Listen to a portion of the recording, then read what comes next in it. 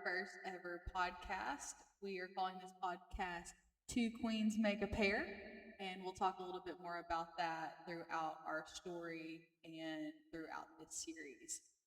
First, I want to introduce my co host. This is Samantha Wilson. Samantha is a registered nurse at White River Health. She has experience in psychiatric nursing as well as med surge and pretty much just all over the hospital at this point. So Sam is going to create a very good perspective for this podcast in sharing stories with patients that she has met with, as well as probably some, if we're lucky, some family stories as well, and her own personal experience. Sam's also my beautiful wife, and so this is a really cool experience that we get to do together. And so I'm happy to be here with her and to see where this podcast takes us. Hey, so I'm going to introduce Maggie. This is Maggie Reassurance. She is a licensed mental health therapist. She recently got her PhD, not in not in psychology, in philosophy though. Right? It's kind of. It's a PhD in psychology. I don't know anything about philosophy. She always corrects me.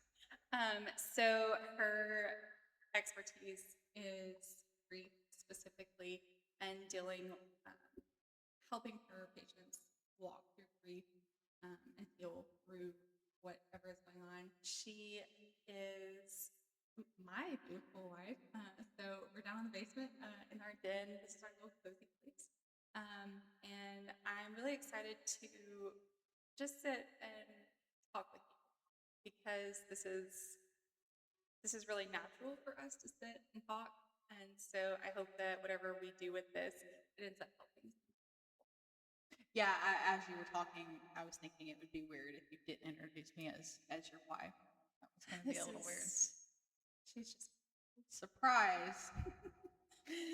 So one of us is wearing our ring and one of us is not. My hands aren't showing, so therefore no evidence is there. But one of the ideas behind this podcast is that we share our personal stories, but also share our own perspectives of how we've managed through grief, how we've managed through different emotional roller coasters as life has thrown us curveballs.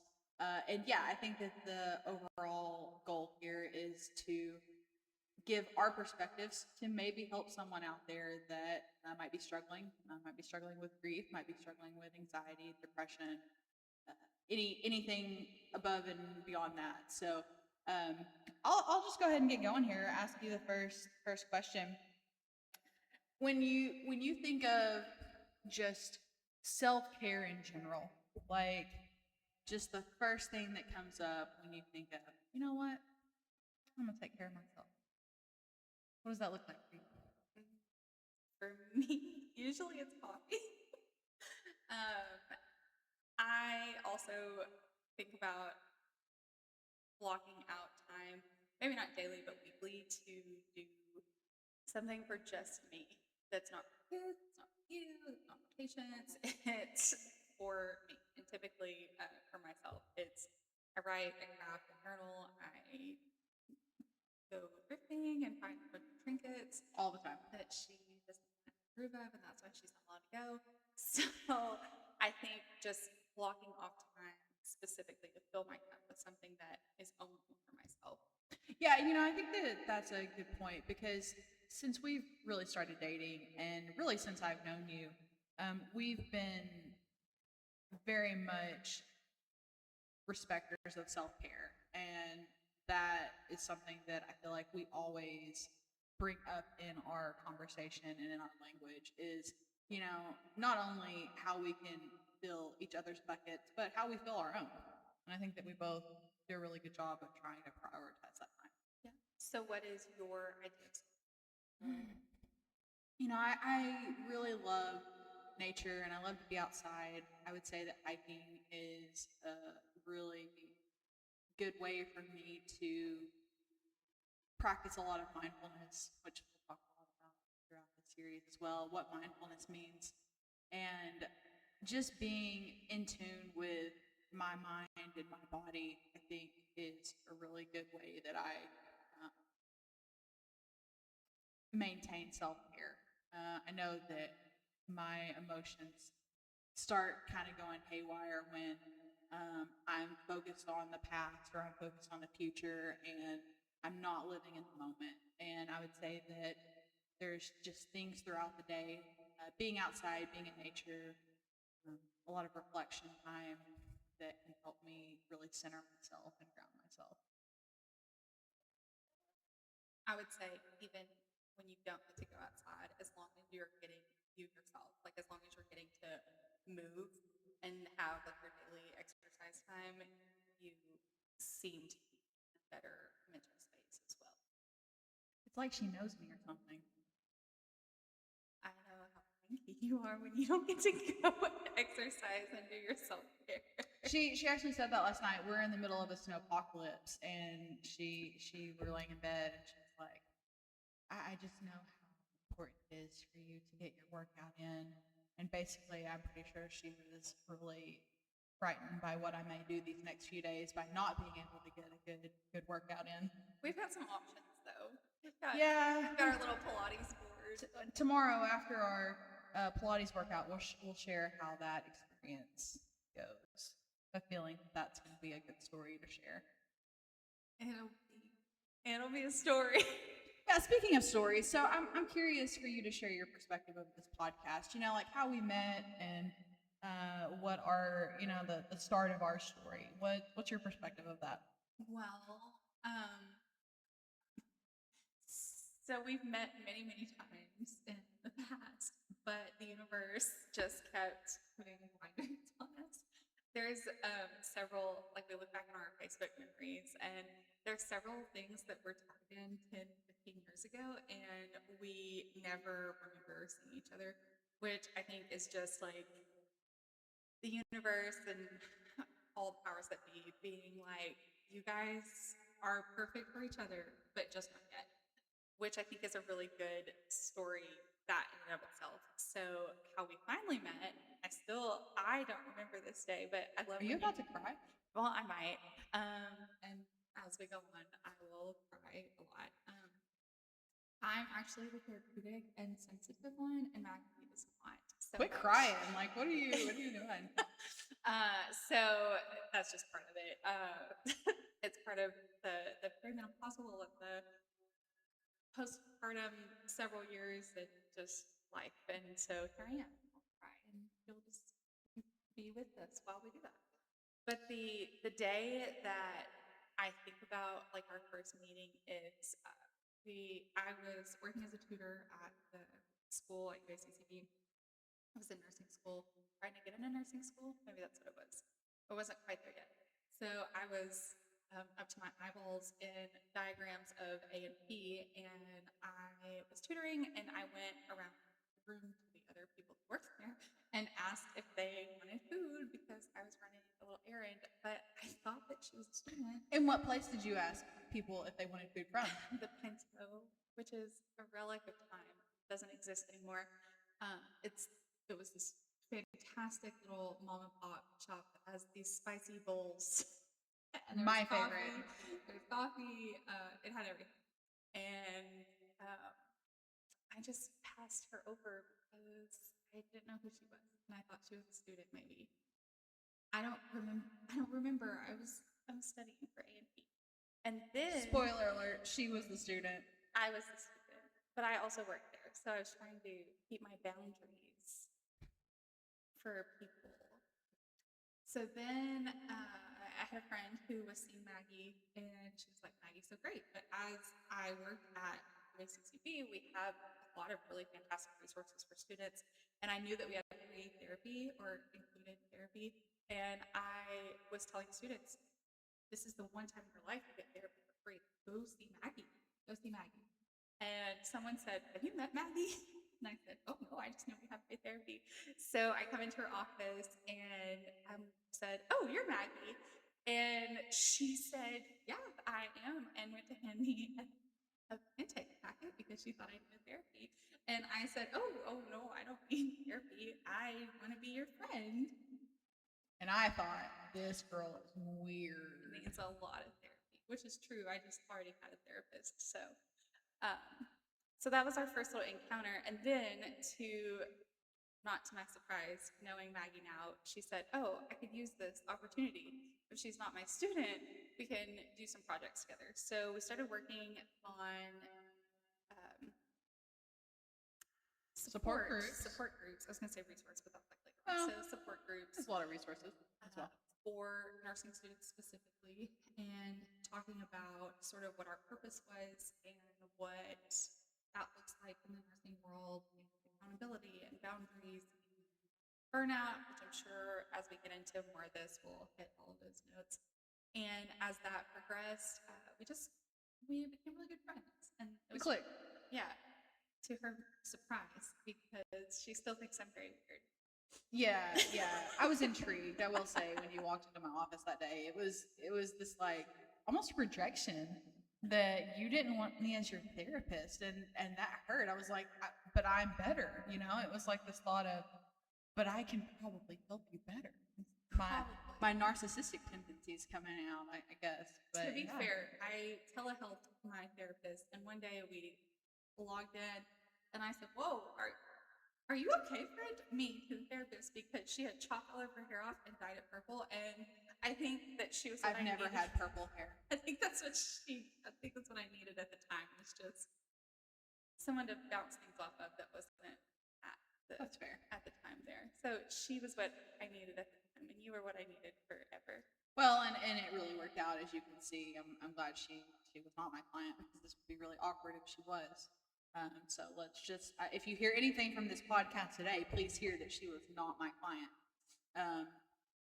So we really took off with building a support group curriculum that now goes beyond nursing students, that goes to other cohorts at the school, cosmetology, done a couple of general education groups. Sam's actually been in charge of paramedic EMT groups, and so she's done a lot more resourcing in those, but a huge help. And so I saw I guess you could say I saw Sam as an opportunity to help build the program at UACCB.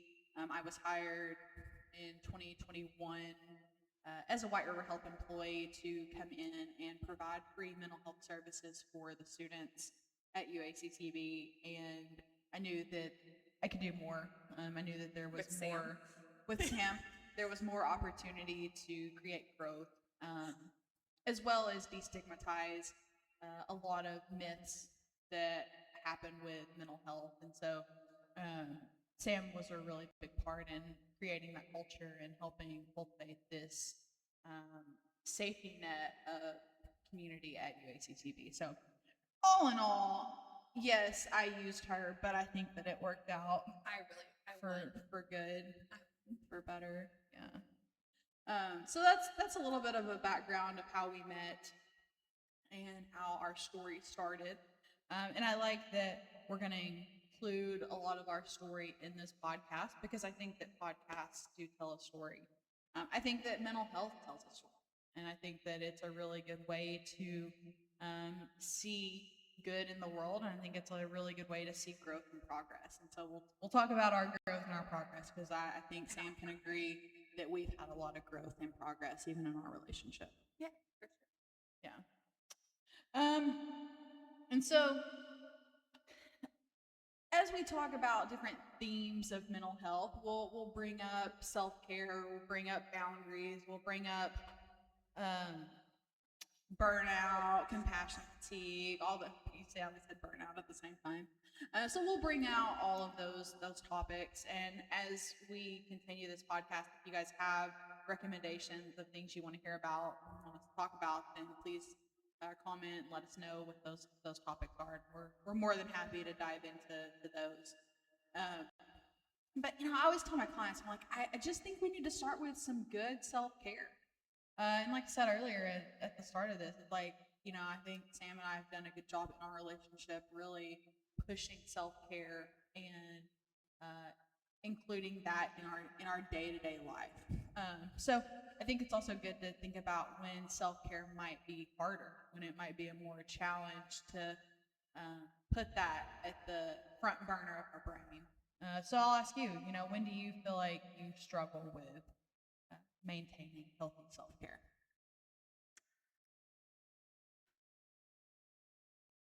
Especially when seasons change. I definitely get impacted by the seasonal depression, but it's really like August, September. So like it's always been, I guess, school starting kind of, and my brain just stuck with that. So that I always feel very overwhelmed, I think, with tasks in that time. And so that makes it hard for me to sit back and say, hey, I'm taking this. When the chaos is going on, especially as when I work a lot more shifts, and they're harder shifts physically and mentally, which is what we're seeing a lot of right now across the whole hospital, and I'm sure across not just our hospital, but across the nation, as people are sicker and people are living longer in their sicknesses. Flu right now, that's like the flu big ones, is really big right now, but just when I'm taking care of other people so much, it is in a lot of way rewarding to me, but that's not self.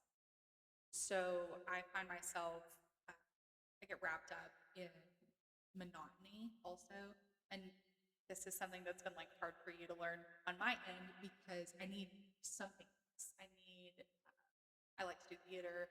I write. I've been working on a really big writing project. So if I don't have something else like in its own box out here, and I'm doing work, and I'm doing school, and we're doing our time, and we're doing kid time, then if this box, whatever the project or the next thing is, isn't being filled, then that's when I start to sort of crumble in the I'm not taking care of myself. Yeah, I can definitely see when it's almost like you go through the motions. It's almost like she's just going through motions of day to day life, and Sam's really good at taking care of other people. My family, I think, has gotten a really good taste of that the last couple of years. My uncle, he loves Sam to death, and not just because you buy him really good gifts. I'll say that, but she's very intentional, and especially with her gift giving. But she's always thinking about what she can get for other people, what she can do for other people, the acts of service. We'll talk a lot about love languages in the podcast. Love me some love languages. But I think that Sam is a really good. How can I help this person? How can I take care of this person? And then when we get, I think, in the rut, I guess you could say, or the monotony or the routine, sometimes we forget ourselves. Sometimes we put our own self care on the back burner, especially if all day, every day, we're so used to taking care of everyone else. And you're a nurse, like Yeah. you're wired to take care of other people. You're wired to, how can I always be helping someone?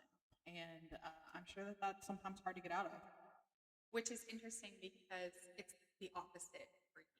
When you have not that you don't take care of people, the monotony, you thrive in routine. And just thinking about when our house was under construction, even our dishes being in the wrong cabinets, that was really offsetting to you. And so it's the balance that we have to have of me making sure there's enough routine for you to be balanced, and then you being like, it's okay if we do one extra task. And I know it's hard for both of us to do that and find like our balance in that actually. So, and that's where I think our growth and our progress, all of us, that's gonna happen a lot. It's gonna happen. If I cry, that's a big deal. Like, that's gonna be a big thing. But no, I think that that's where our growth and our progress has really shown through, is me not being so anal about okay, things have to be done this certain way. We have to do this in this certain order. Some people that are going to watch this podcast are going to disagree, but I do think I'm better. I think I'm better. Especially if you Better at that, not better than me. Clarify. Especially if you knew me in my early 20s, where things had to be a certain order. Even just setting up the podcast, we had a little mic issue. We may still have the issue. We don't know. We'll figure that out later. Let us know if there's a mic issue. So she said, we have to figure this out. And I said, okay, well, we also need the lighting, and I need to know what shirt I'm going to wear, and I need to know what shirt you're going to wear. And she said, I can't think about those things. I'm dealing with this first. And my response is typically, as it was today, we can think about multiple things at one time, but she just can't. I can barely think about one thing at one time. So for us, it's a lot of finding that balance. And then I like that we both, whenever we're flustered, and what was it? It was just a comment about tampons. I think that's what it was last week. And I was like, what is really wrong? Because the comment, like, we didn't have enough tampons or something. I was like, that's a fix, but like, why are we really upset? What's the underlying root of whatever is going on? And so being able to say, no, I'm not mad that we don't have tampons. I'm mad that XYZ has happened and my routine is off. And this is what's happened today. And the tampons was the final straw. Like, being out of tampons was the final straw. And so I think that when we, something to bring to the table, and we'll talk about often too, is communication, and just how important that is, and how just talking through things sometimes and being in the moment, talking through something. I think we do a really good job of that too, which is also, that's been its own balance of learning for us too. Yeah, and I'm so glad you brought up communication, because I am not the best communicator in this relationship. I will throw my hands up every day, all day, and say that Sam is 10 times the communicator than I am. But I think that communication also goes hand in hand with self-care. I know that another growth on my part is I'm getting better at communicating when I need self-care, when I need to take time for myself. And I think you are too. I think that, I think that this is a safe space, and hopefully we have a safe home for us to both be able to say, I need some me time. I think it's really cool too, because our kids have already picked up on it. Mm-hmm. And sometimes Dean especially, she'll say, I just want to be alone. And that's okay. And so I think that we've done a good job of showing them that and allowing them to have like their own space. So wherever our growth is, I I like to use a scale of like, have my children done what we have done in a good way, in the positive ways. And so if they're actively seeing us communicate and take care of ourselves, then that's just their nature. They think this is what I should do, and that's what they do. And so when I hear them reverberate something back to us that we say, that we do, it's really cool. I'm like, oh, hey, check that out. Like, we've been doing a good job of that. So measuring our kids' stability is how we're going to measure our own. I like that. So was it not like that for you growing up? Oh, no. Now I'm going to cry. I wasn't anticipating talking about growing up. Let me start by saying, like, my parents truly were wonderful. They were children raising children, though. They didn't have an opportunity to do a lot of growing on their own, and they didn't have resources of what is healthy communication, what is healthy relationships, because even my grandparents didn't portray this. And so I grew up in a really small home. We had 2 bedrooms and 1 bathroom, and there were 4 of us. We are not small people. My dad's like 6'5", my mom was like 5'10". So there's big people in small space. Did y'all all go to the bathroom together? Like, well, I mean, honestly, so I remember.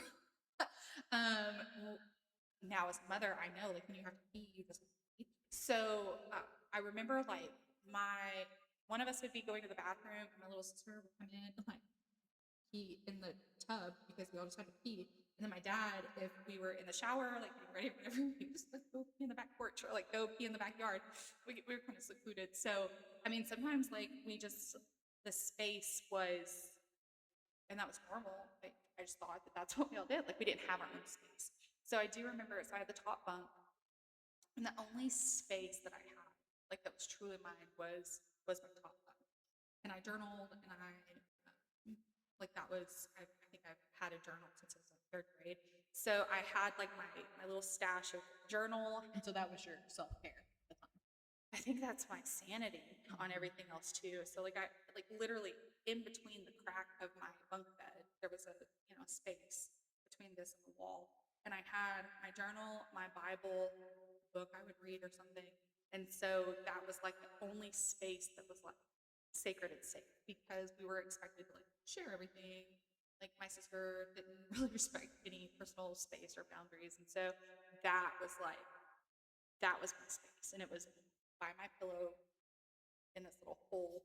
Um, my grandpa built us a playhouse. Actually, I was like 12, 13 years old, and he built a playhouse, and so that became my little space that was my own. There was a little cot in there, a little school desk. I would do homework out there sometimes, read. And he even got like a little window unit of air conditioning, like a little air conditioner window unit. And so I was connected to electricity. So in the summertime, especially when I could, I would just be out there. So that was, I played a lot of sports. I wasn't home a lot. I did theater, I played sports. I really kept myself very, very active in all seasons. So I forgot where we started with this question of what Self-care normal growing up. No, it wasn't. And later, I'm sure we'll talk more into like specific stories and stuff. But my parents did not show self-care because they didn't know that they were allowed to. I think. And so it's important for us. I think you do a really good job, like when you do your presentations and everything. Rest is not a reward. That's something that you say that has really stuck with me. It's a requirement. It's a requirement. Like you have to rest, and also self-care isn't a reward. You have to take care of yourself, and so reteaching myself and my almost like my fight or flight instincts of you don't have to feel guilty when you do something for yourself. I'm a mom. I'm a wife. I'm a nurse. I'm not supposed to feel guilty when I take care of myself. Yeah, and again, we'll talk more about this as we go through conversations. But I think that it's going to be really important to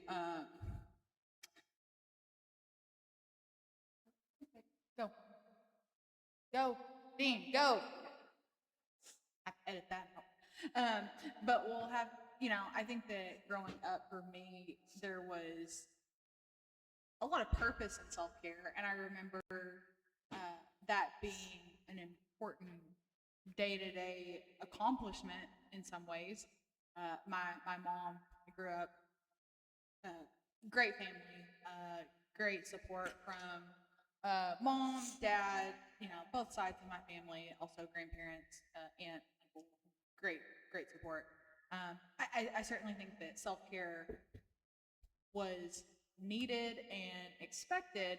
I think that I like the phrase that self care is not a reward, because in some ways that was how it felt growing up. That productivity was important, and we had to get all these tasks done. We had to get all of our goals completed for the day. We had to get all of our things taken care of before we were allowed this self care. And maybe that's not how it was, but that's how it felt in some ways. And I think that a lot of that goes back to playing sports. Both parents, very highly educated and in the workforce, and both worked very hard. My grandma, all she did was work. All she did was show this productivity kind of lifestyle, and it was like that's how we measure. She retired and then she opened a company to a staffing company. Yeah, people work to help people work. Yeah, I mean that was her mindset is how can we continue to be productive and to contribute to the society and to our community. And so I think that I saw those things, and I saw, okay, our success is measured by how much we get done in a day. Our success is measured by how much we can accomplish in the next 5 years, in the next 10 years. So I've always had this mindset of, okay, here's my timeline and here's what I have to get done. And that's where I've struggled living in the moment, because I'm always thinking, what comes next? What can I do next? What can I accomplish next? What task can I do? And so, yeah, I would say that self-care was in some ways expected, but it wasn't expected until you got X, Y, and Z done. Until all of your homework was done, basically. And that's hard. That's a hard shift. That's a hard thing to get out of. Yeah.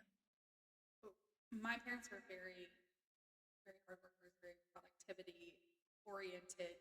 But in the home, that wasn't as portrayed, I guess. That may not be the best word, but that's so for us, it was school was number one. Like we were expected to make good grades, and then sports and or extracurriculars, whatever we were doing.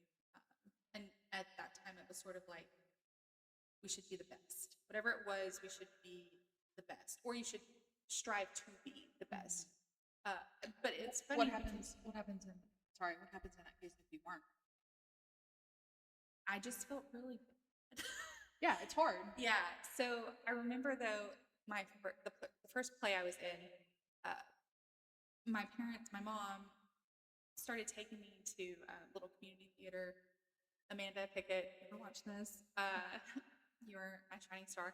So my mom and her had gone to kindergarten all the way. They were friends, and somehow my mom found out, Amanda was going to be the Cowardly Lion in The Wizard of Oz, and so that's the first show that I saw was Amanda being the lion, and it was magical. It was community theater, but it was magical. So kudos to our community for constantly being magic in this community. But she took me up and she took me to see Amanda. So I got to meet the cast, and it was like this moment. And so later, when I decided to audition for a play, I was like, well, of course I'm going to be the lead. Like, of course I am. I never done theater, I've never done anything. But my mom's first response, so it's interesting because she always wanted me to be the best, but then she always made this blanket of disappointment, and just in case, like the safety blanket. So she was like, don't get your feelings hurt if you're not the lead. And so when they posted the list, she was surprised that I got the lead. Of course you did. Of course I did. Of course I did. I was the witch in the Lion, the Witch, and the Wardrobe, and I was 10. That's not a surprise. I was 10, and it was our middle school, so we went from 5th to 8th grade. And she was like, there are older people, there are more experienced people. So she always wanted me to do really well, but then there was, well, don't get your feelings hurt if you aren't the best. And so it was this. Sounds like some protection, in some ways, she's trying to protect you. So it was this mix, though, of we want you to be really, really good, but it's okay if you're not. Mm-hmm. But myself, I was like, well, it's not okay. Clearly it's not okay if you want me to be this good. So the verbiage and what are their body language and more was showing didn't always match up. So I always felt like I couldn't take care of myself. I couldn't do an extra self-care thing. Yeah. Which is a lot of pressure. To be the lead. To be the lead, to be the best, and well, I grew up with a sibling though, and you were an only child, so that does make a little difference on our dynamics of the pressures. Yeah, I never really felt like I was competing with anyone. That's because you were the best. I was the best. I was competing, I guess, with the world. But I know in sports, there was this pressure to be the best and to always perform with 110%, be perfect, and it was weird when I had a coach one time. He was like, perfection's not a thing, and it was this moment of, well, yeah, it is. It has to be. That's what we're going for. And so yeah, I think that the pressure really can get in the way of what self-care is supposed to be. And a lot of times, I'll talk to clients about it, and I'm like, self-care is more than just, uh, your day-to-day taking a shower and getting ready, doing your skincare. Like, those are all really good things. Keep doing those things, please, if you're watching this. But self-care is also, how can I get this emotion out in a healthy way? It's how can I feel what I need to feel in a healthy way, and use some form of a hobby or activity to release some of this emotion. I always tell my clients, I'm like, get a punching bag. That is one of the best forms of self-care. Channel that anger, feel that anger, and get it out. And I don't know, when growing up, if I really had self-care to help get the pressure out.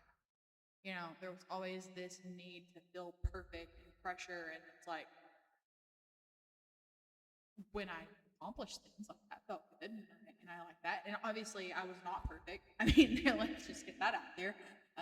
I can remember more times I struck out or missed the ball or missed the basket than times that I made the shot or hit the home run. And so I remember those things more than anything, and when it comes to sports and my accomplishments. But I don't think that I had healthy, I guess you could say, healthy self-care for when the pressure was so high. It was just like, I just got to be the best, and that's how the pressure goes away. Yeah. So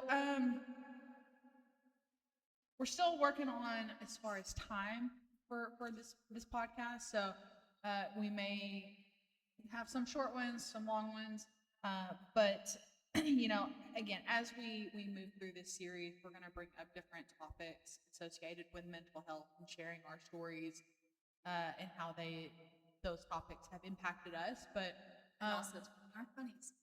We do have some funny stories. Do we have any funny stories with self-care? Like, is that a thing? I don't know. I'll have to ponder that one. I'll have to ponder that. Yeah. I'm sure it has resulted in me attempting self-care and hurting myself. Like, that's like trying something new and getting injured. That's like the go-to of my stories. The last self-care I remember, and this goes more along the lines of like the physical self-care, like the body more than anything. But I remember you came out in those. You had like rolled your hair in something. Oh, yes, a heatless. I didn't buy one. If I can edit right, I'll show you guys a picture in this podcast.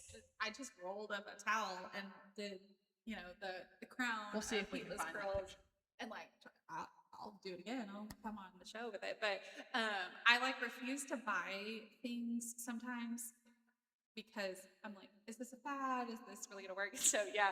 So I was like, I want to look nice and do my hair a little different, and did like this heatless curl. But I rolled up a towel and put like my silk scarf around it, so it's way too thick, really. And so I come out and like have this crown of my hair is wrapped around, and I was like, "Don't look at me. We're gonna eat dinner, and then we're going on this date." But yeah, anytime I try a new self-care thing, I get caught being weird or injured or looking ridiculous.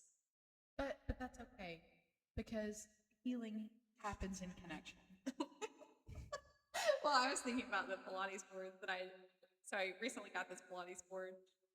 Ashamedly, I did not get the name brand, which I think never does. Never does. We'll show you the Legos she got me, which ended up being cool, but they are really good. I think they are. That there's something to be said about being a good steward of my money, and I try to get things on sale, or not always the most name brand, just because it's popular. But the Pilates board that it's supposed to be like foot size, and I have large feet to start with, and so it's like half the size it's supposed to be.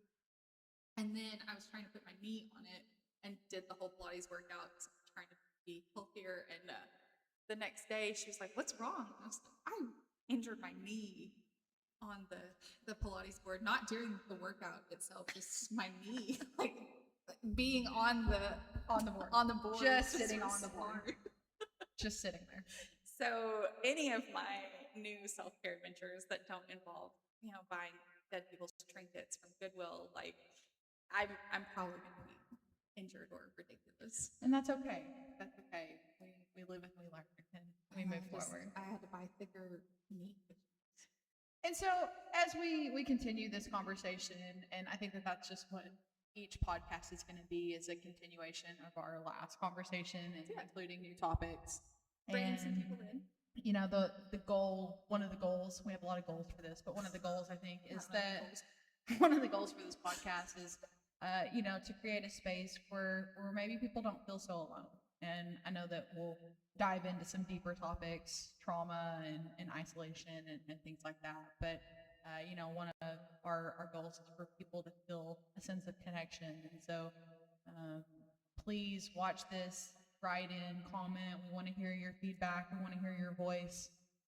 And just know that you're not alone. You're not alone in your struggle. You're not alone in your success. And so we're here with you, and we're here to kind of ride alongside as you guys go through your own things too. Yeah. You have any last minute tips for the day? No, not today. No, you know, it's funny. I'll share the story. I'll save the story for a later date. But you know, Sam has a lot of voice until you need her to have the voice, and I'll ask her to tell me something in a time where I need to hear someone speak, and she's just silent, quiet. She has nothing to say. I'm not sure how that works.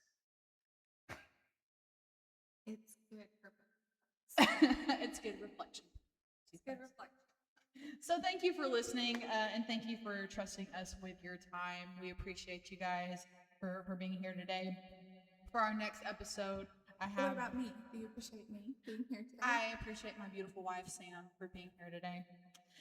For episode 2, our next podcast, we will bring up stigma related to mental health. We'll bring in some burnout and what that looks like. And just remember, you're not alone, and you certainly don't have to do this perfectly, just like we're not going to do this perfectly. Right? Right. Yeah, we're not going to be perfect. I'm not. It's you that's always needing to be perfect. I'm just here for the ride. We're just here for the ride. Yeah. So here we go. 2 queens, 1 conversation. We'll see you next time.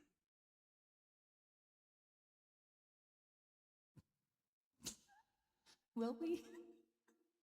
This is next time, actually. We're forever the podcast.